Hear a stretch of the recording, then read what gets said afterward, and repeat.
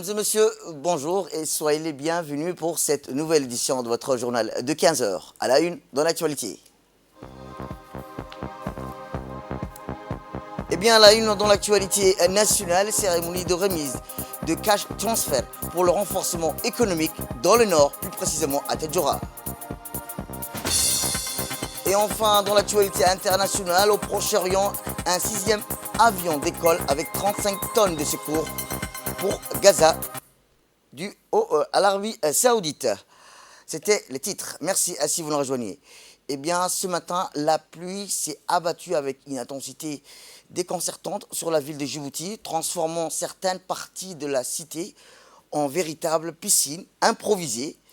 Les habitants dans des quartiers tels que Blaos, Razdika se sont retrouvés à patauger dans les rues, leurs pieds se familiarisant malgré eux avec les eaux montantes.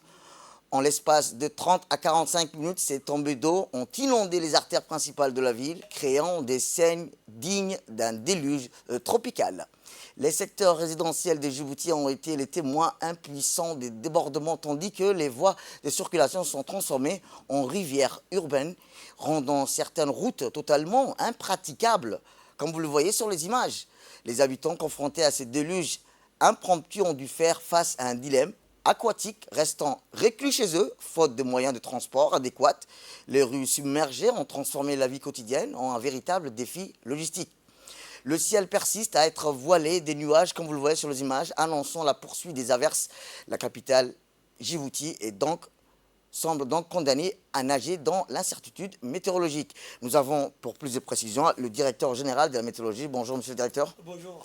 Eh bien, comme je vous le disais, Djibouti semble donc condamné à nager dans l'incertitude météorologique, laissant ses habitants se demandant si leurs parapluies auront répit dans un avenir proche. Qu'en ont-ils dit? Merci de m'avoir accueilli au studio.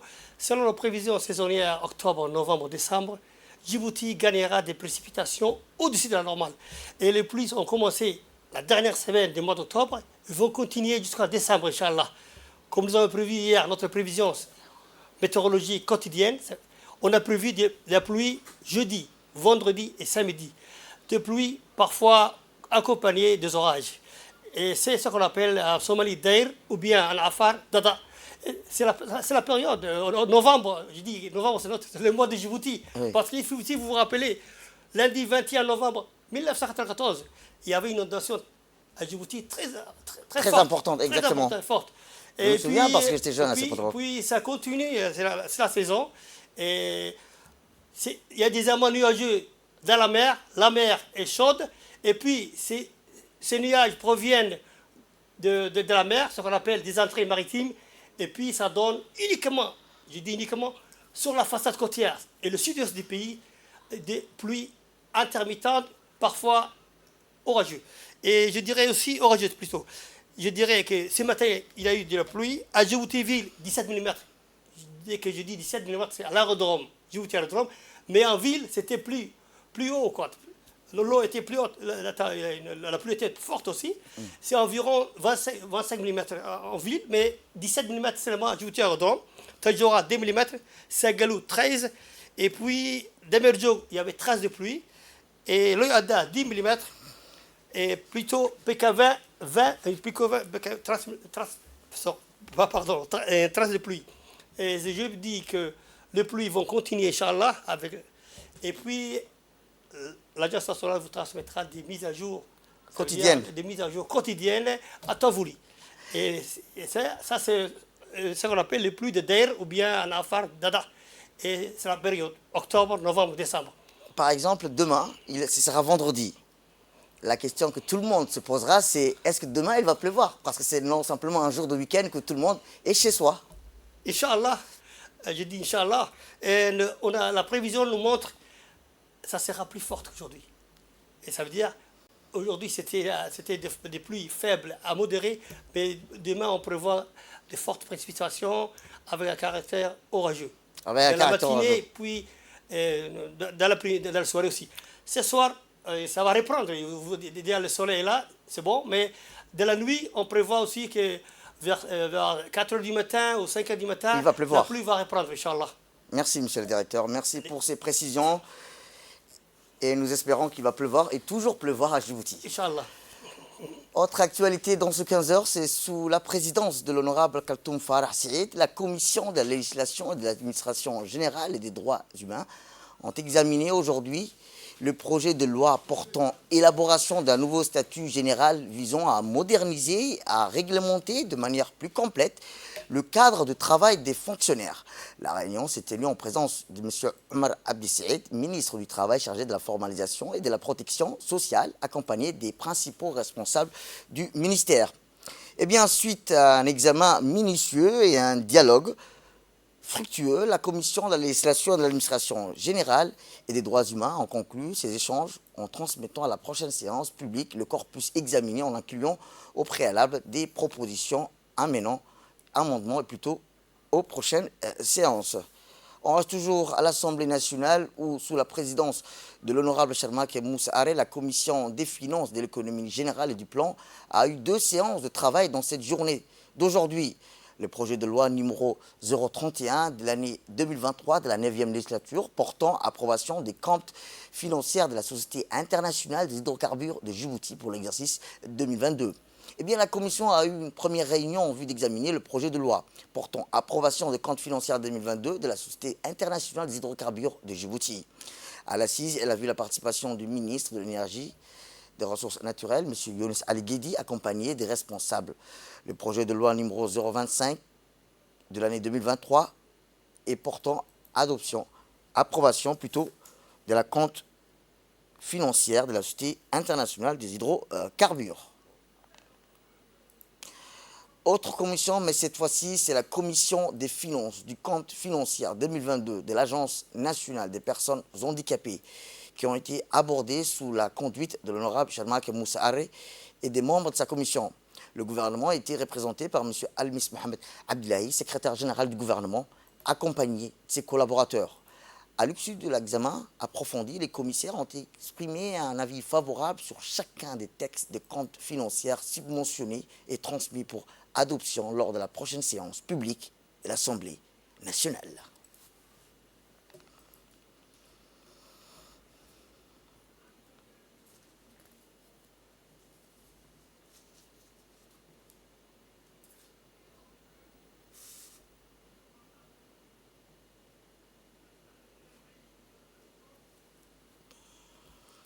Le ministre de la Défense est chargé des relations avec le Parlement, Hassan Omar Mohamed, et le chef d'état-major général des armées, le général des corps d'armées, Zakari Cheikh Ibrahim, ont reçu aujourd'hui la nouvelle assistante du secrétaire général des Nations Unies et nommée à la tête du bureau de soutien des Nations Unies en Somalie, Mme Aïssa Kira Bokassiara, dans la salle de réception de la Direction générale des relations internationales à l'hôtel des officiers Hassan Bassoma.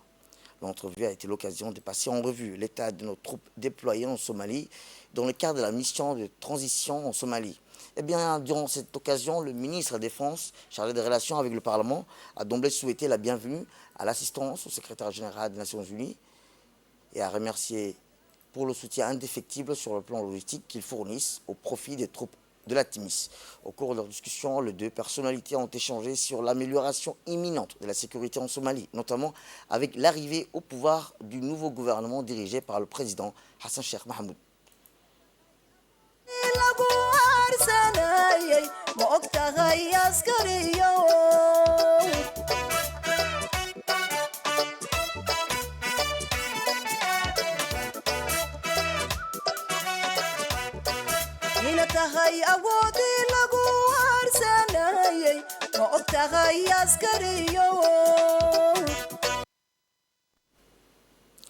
On va vers le Nord, cette fois-ci sous le haut patronage de la ministre des Affaires sociales et de la Solidarité, Mme Hloufa Ismaël Abdo. L'Agence djiboutienne de développement social et le Centre leadership de l'entrepreneuriat clé ont conjointement organisé la cérémonie de remise de cash transfert pour les 18 groupes d'entraide pour affinité du chef-lieu de Tadjoura à la salle de conférence du Gadile Resort Hotel de Tadjoura.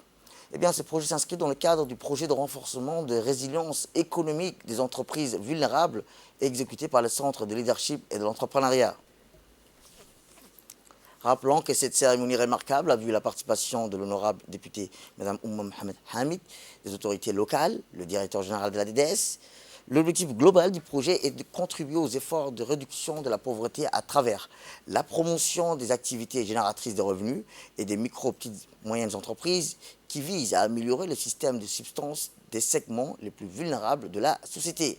Rappelons que l'objectif principal du concept de groupe Entraide pour Infinité est de renforcer les moyens de subsistance des femmes et d'améliorer l'accessibilité des femmes aux opportunités de création de revenus et d'emplois, et ceci à travers une formation au concept GA pour les 270 femmes de Tadjoura et un renforcement de 18 caisses du GA de Tadjoura à hauteur de 1 775 000 francs Djibouti.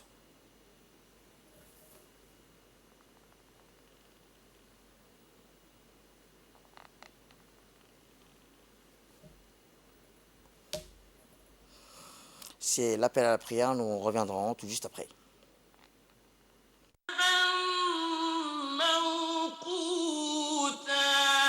Donc vous formez 18 caisses et ces 18 caisses ont obtenu un montant global de près de 32 millions de francs Djibouti. Bravo, félicitations. Chaque groupement de femmes va bénéficier de 1 775 000 francs Djibouti qui va leur permettre et qui déjà leur permet aujourd'hui, on l'a vu dans les pancartes qui se sont levées, qui va leur permettre de faire des activités comme les femmes aussi de Bok, comme la femme de Tadjoura nous a expliqué. Ça leur permet en fait de s'entraider pour avoir une activité génératrice de revenus, mais ça ne s'arrêtera pas là. Le programme du gouvernement, surtout la nouvelle stratégie de protection sociale et de développement du capital humain va aller encore plus loin, Inch'Allah. Tout ce que vous avez bénéficié aujourd'hui, vous n'allez pas vous arrêter. Inch'Allah, on va continuer avec les caisses d'épargne et de crédit. Nous allons pouvoir vous attribuer des montants beaucoup plus grands, pour les femmes, bien sûr, qui ont rempli leur engagement de pouvoir rembourser ce qu'elles ont pris. Mais aujourd'hui, on est très satisfait parce que les femmes sont des bonnes rembourseuses. Jazakumullah al-khair pour aider les programmes du gouvernement, pour nous aider, à vous aider de s'en sortir, Inch'Allah, du cercle de la pauvreté. Direction en Belgique, où l'ambassadeur de Djibouti en Belgique et représentant permanent de Djibouti auprès de l'Union européenne, M. Adel Mohamed Dileta, porteur des pleins d'espoir et pouvoir, a signé hier aux îles Samoa avec les autres pays un nouvel accord de partenariat entre l'Organisation des États d'Afrique, des Caraïbes et du Pacifique et l'Union européenne.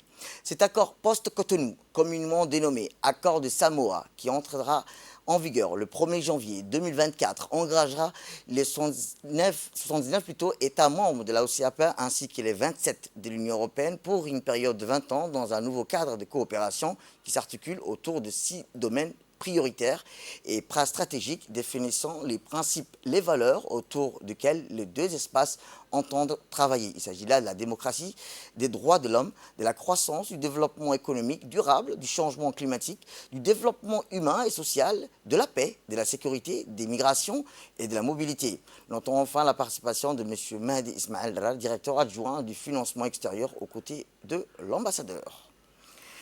Retour à Djibouti où le concours JIP Talent bat son plein. La deuxième phase de critères de sélection de l'émission Télé-réalité qui est Passionné Djibouti vous sera présentée une étape attendue. JIP Talent, qui est la deuxième émission de télé-réalité diffusée à Djibouti après Jeune Talent, qui a été lancée en 2013, bat son plein.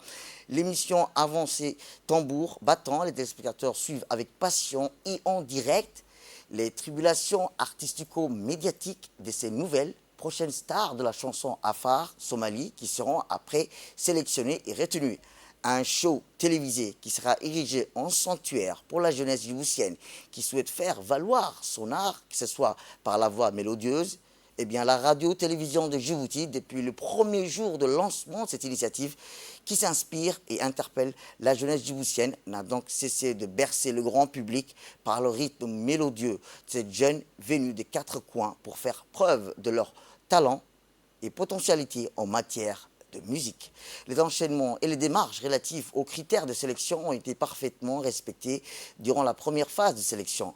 Place à ce soir à la deuxième phase de critères de sélection pour ces nouvelles prochaines stars de la chanson, que ce soit dans Afar ou Somalie, une étape attendue, l'engouement du grand public pour cette initiative de performance et de nouvelles générations de jeunes talents riment l'un avec l'autre. La population s'est déclarée fière à la fois de la jeunesse djiboutienne qui a visiblement fait preuve de son talent en matière de la musique, mais aussi la radio-télévision de Djibouti qui n'a ménagé aucun effort pour offrir aux téléspectateurs la chance d'explorer le foisonnement artistique qui émerge des rues de Djibouti. Ici, comme vous l'avez vu sur les images, nous avons pu prendre quelques réactions du grand public sur cette nouvelle émission de télé-réalité en 3 langues que vous le découvrirez dans nos prochaines éditions. Solidarité avec la Palestine. La jeunesse de la sous-préfecture de Damejouk s'est mobilisée pour soutenir Gaza. L'élan de solidarité avec la Palestine ne cesse de croître, plus particulièrement dans le cadre de la collecte de fonds pour la Palestine. Les initiatives de la jeunesse djiboutienne se multiplient pour venir en aide à cette cause. Dans ce contexte, la mobilisation de la jeunesse revêt une importance cruciale. Ces jeunes débordent d'énergie, de compassion, se sont donnés pour mission de réunir les fonds nécessaires à réunir en appui aux Palestiniens. Illuminés par leur détermination inébranlable, ils sont à la pointe de l'organisation des événements de collecte à fonds pour nos frères et sœurs palestiniens. C'est dans ce souffle de fraternité que le mouvement associatif de la sous-préfecture de Medjouk, avec la présence des autorités de la région, à savoir le sous-préfet Abdishakib Nour Youssouf et la vice-présidente du conseil régional d'Arta, Mme Filsen Elmi Hassan, se sont rassemblés au CDC de Medjouk pour concrétiser cette ambition solidarité. Cet élan de générosité initié par la jeunesse vise à répondre à l'appel de solidarité lancé par le président de la République, son Excellence Ismaël Merguele, en faveur des Palestiniens de Gaza. Ce regroupement reflète une volonté commune d'agir, démontrant à quel point la solidarité transcende les frontières. L'engagement de ces acteurs, qu'ils soient la jeunesse, contribue à renforcer la cohésion autour de la cause palestinienne.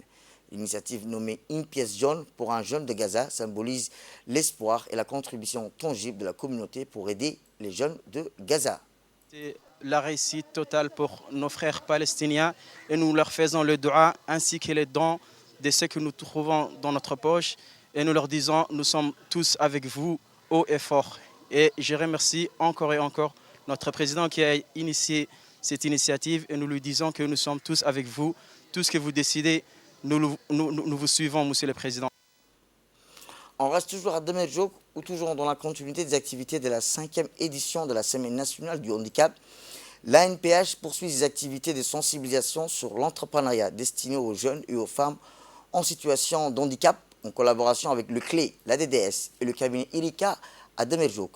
L'équipe a été accueillie par le sous-préfet de Damejouk, M. Abdishakib Nour, qui a ouvert la séance en sensibilisant le public sur l'entrepreneuriat. Il a souligné également que l'entrepreneuriat peut être une voie viable pour les personnes handicapées. Ainsi, après la séance de sensibilisation, le cabinet IRICA, qui est en charge d'évaluer les mi-parcours de réalisation de l'ANPH durant ces 5 dernières années, sur le terrain, ont procédé aux entretiens avec les participants de cet événement. Sensibilisation sur l'entrepreneuriat dans notre projet clé en collaboration avec l'ADDS. Donc nos ateliers de sensibilisation ce matin s'adressent aux personnes en situation de handicap ou des personnes ayant en charge des personnes en situation de handicap dans le but de les sensibiliser sur l'autonomisation économique et sur l'entrepreneuriat afin de pouvoir aider par la suite les personnes désireuses d'entreprendre ou de créer des activités génératrices de revenus. Donc les sensibilisations seront faites par nos collègues de l'ADDS pour pouvoir expliquer à nos concitoyens en situation de handicap l'autonomisation économique, de pouvoir développer des activités génératrices de revenus par elles-mêmes. Eh bien, l'important de cette journée pour sensibiliser les personnes en situation de handicap sur l'entrepreneuriat. Autre actualité des opérations de contrôle des prix à Dikil s'est tenue dans la continuité des opérations de contrôle des prix des denrées alimentaires de première nécessité au niveau des régions du Nord. Les inspecteurs du ministère du Commerce et du Tourisme ont effectué des opérations de contrôle des prix de qualité au niveau de la région de Dikil.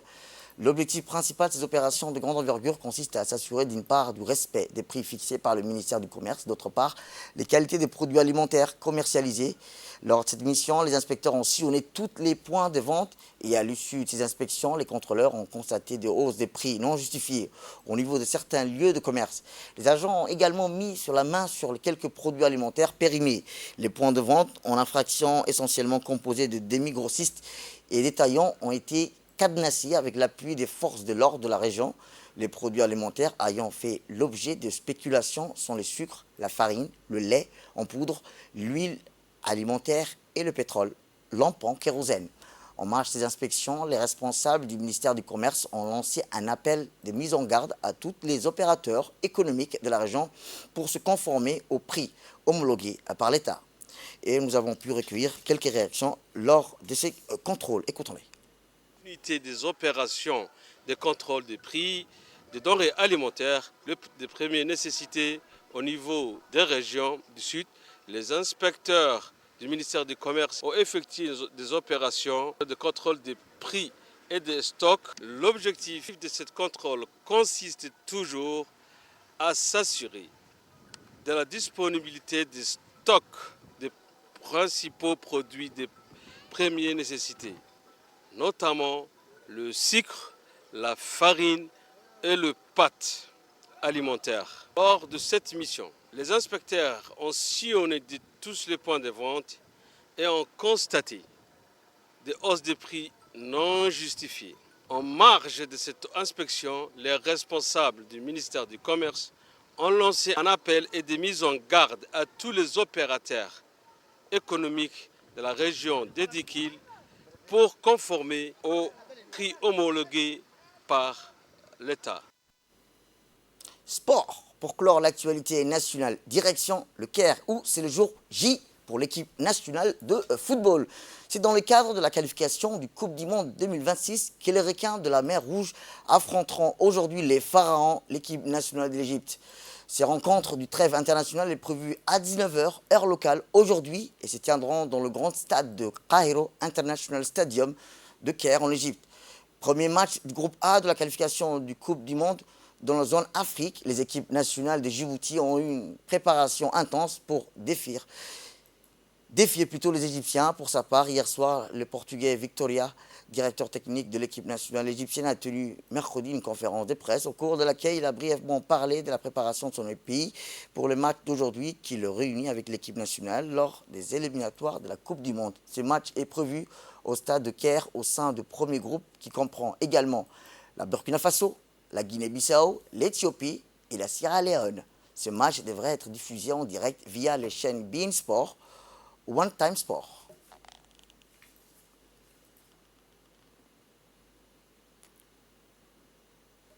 Et dans l'actualité internationale, je vous dis dans le titre, un 6e avion saoudien de secours a décollé mardi de Riyad pour l'aéroport international Al-Arish en Égypte avec une aide humanitaire pour la population de la bande de Gaza.